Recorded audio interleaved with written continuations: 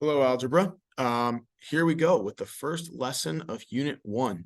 The learning targets. By the end of this lesson, I'm hoping that you'll be able to solve equations with the variables on only one side of the equal sign, and you can use the distributive property to solve equations. To solve an equation, you need to isolate the variable, kind of like we talked about in the very first unit with the basic equations. We want to isolate the variable.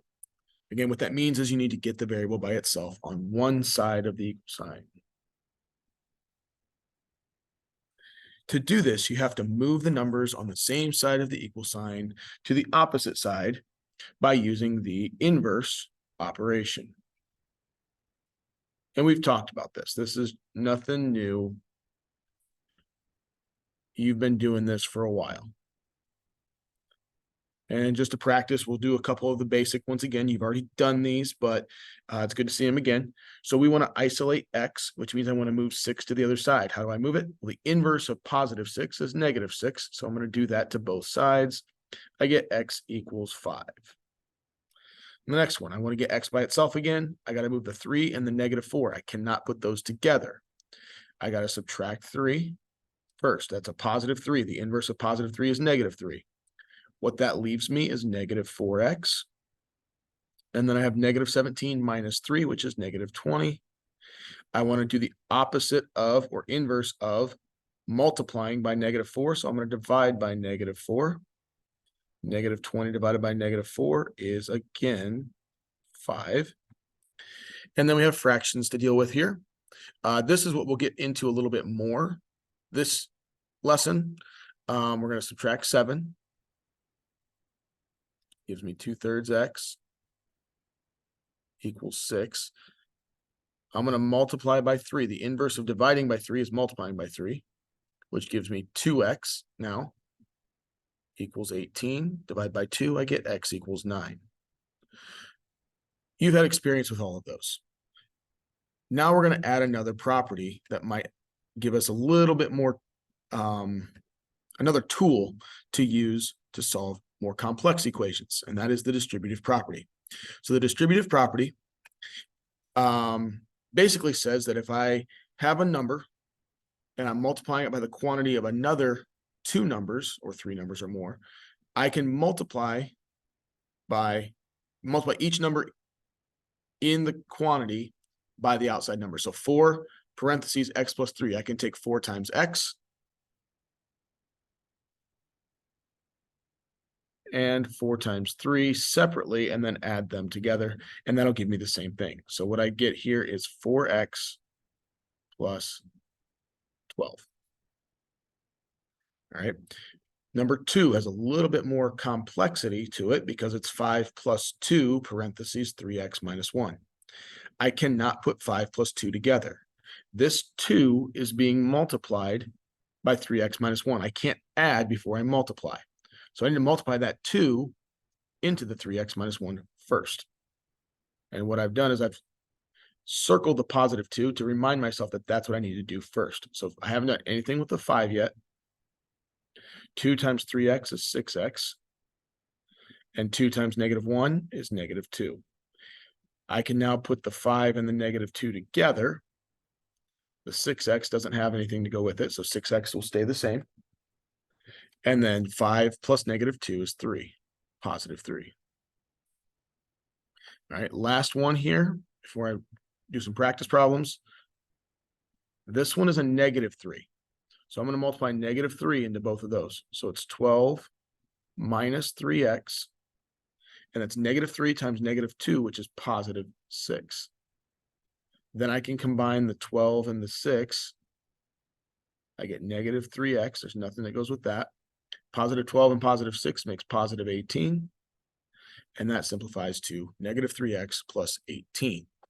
Now, one thing I did there that I didn't talk much about was that I circled that number that was in front of the parentheses.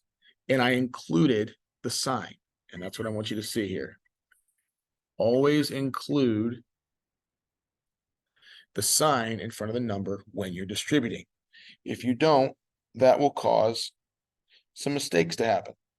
make sure you're including the sign. And a way to remember that is to circle the number. All right, so let's do some practice problems. If you think you're comfortable with these, pause it, try them, see if you get them right. If not, if you want to see a couple done, keep watching.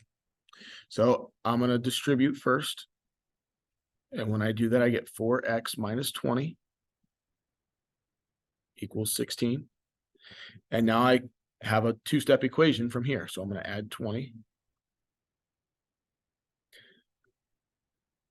I get 4x equals 36. Divide by 4, I get x equals 9. Next one. I'm going to distribute the 2. Nothing's happening with 7. 2 times 3x is 6x. 2 times negative 2 is negative 4 equals 5. I'm going to go ahead and combine the 7 and the negative 4. 7 and negative 4 makes positive 3. And then I'm going to subtract the 3. I get 6x equals 2. And a lot of you are going to want to divide by 2 because that's going to make a nice number. 6 divided by 2 is 3. However, remember what we're trying to do. We're trying to get the variable isolated. So 6x equals 2. I need to get rid of the 6. I don't need to get rid of the 2. To get rid of the 6, I'm going to divide by 6. And I get 2 over 6. 2 over 6 is not a great number. If you put that in your calculator, you'll get 0.3 repeating. I don't want to see that, though. Reduce this fraction. 2 divided by 6 is the same as 1 divided by 3. That is the solution to my problem. So fractions are not going anywhere. As you can see with number 3, I'm going to expect you to know how to do this. How do I distribute with a fraction? Well, the 12x and the 8 are in the numerator. So I could rewrite this as 3 parentheses 12x plus 8 divided by 4.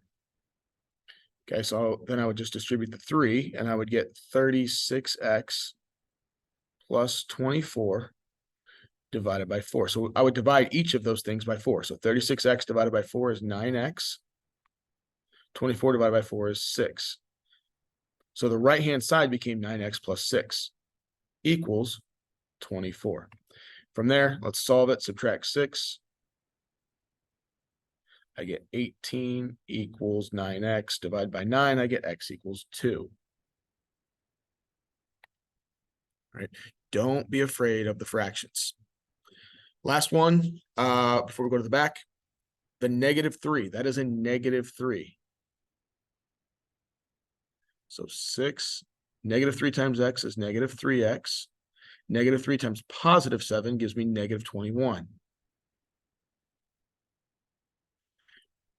I've seen people add 21 and then subtract 6. If that's something you'd rather do, feel free, but I'm going to go ahead and put these together. 6 minus 21 is negative 15. Minus 3x equals 18. And then I'm going to add 15 to both sides. I get negative 3x equals positive 33. Divide by negative 3. I get x equals negative 11. All right, and that's using the distributive property to solve a little more complex equations. I'm going to give you yet another tool, and we've kind of done it, but I'm going to now talk about it a little bit more. Another tool we can use to solve equations is to combine like terms. To do this, you put together all terms that have the same variable. You simply add or subtract the coefficients. And the coefficients is just a fancy word for the number in front of the variable. So we're going to solve this equation. Well, there's a lot there, right? But if I look at it a little closer, I see that 5x and 3x are like terms. I also see that negative 4 and positive 10 are like terms. So 5x and positive 3x makes 8x. Negative 4 plus 10 is 6. Much easier to deal with. Subtract 6. I get 8x equals 16. Divide by 8, I get x equals 2. Notice, one big mistake that I see people do is Let me clear this real quick. Actually, no, I'm not going to clear it. I'm going to do it over here on the side.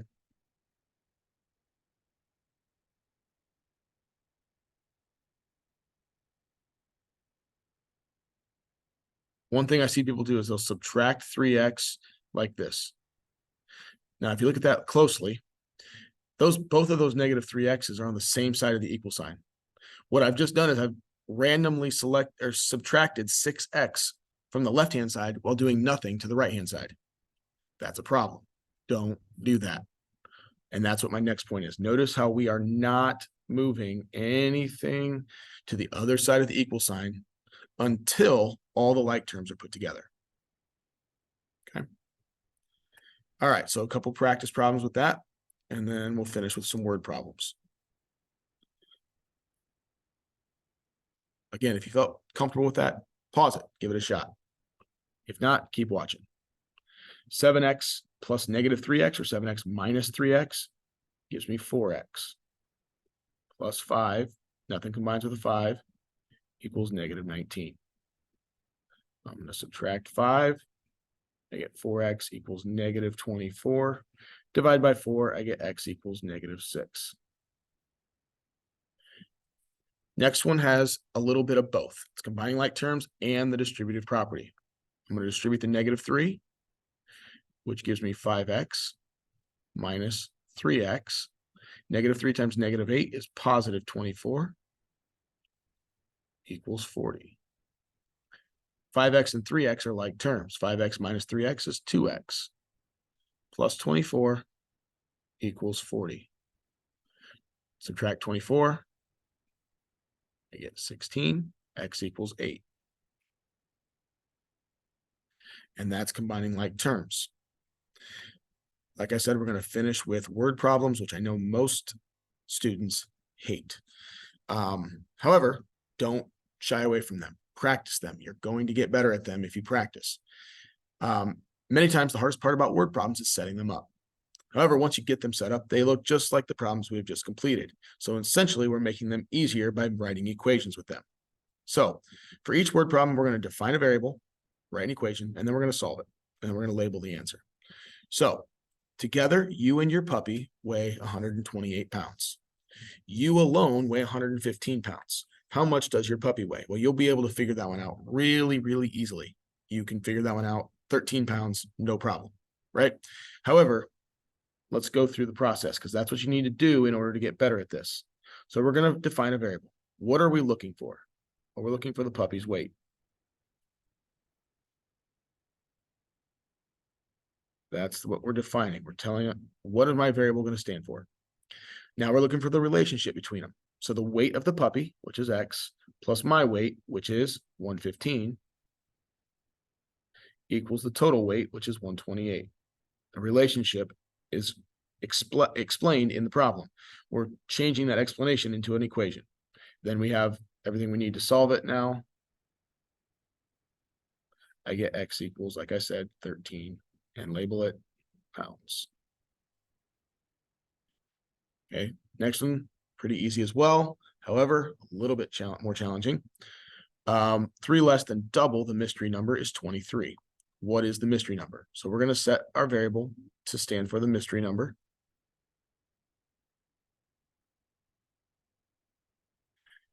And then I'm going to change this first sentence into an expression or an equation. Okay, so the expression is there, and then that part makes it an equation. So 3 less than double the mystery number. You should be good with this by now. We did this in the first week of school. Less than means we're subtracting 3. What are we subtracting 3 from? Double the mystery number. So double was double 2x minus 3 is, so equals 23. So what's the mystery number? Now we can just solve it. The mystery number is 13.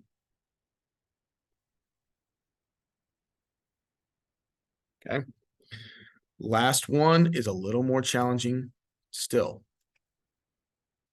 You order magazines from Amazon.com.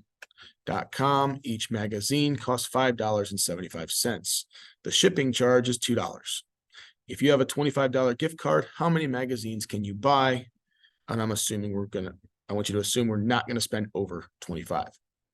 So we're gonna say X is the number of magazines, right? That's what we're looking for. So that's what we're gonna set the variable to be, number of magazines.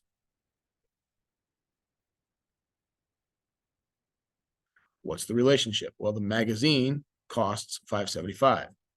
So $5.75 per magazine. So times the number of magazines. Okay. We know it can equal a total cost of $25, right?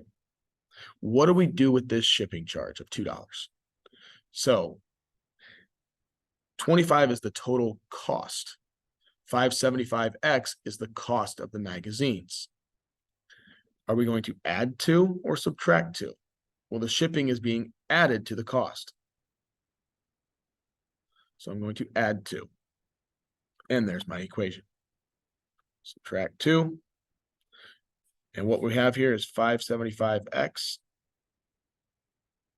equals 23. And essentially what that means is I can spend $23 on the magazines because I got $2 for shipping that I have to take into account. So then I just take 23 divided by 575, and I get exactly 4 magazines.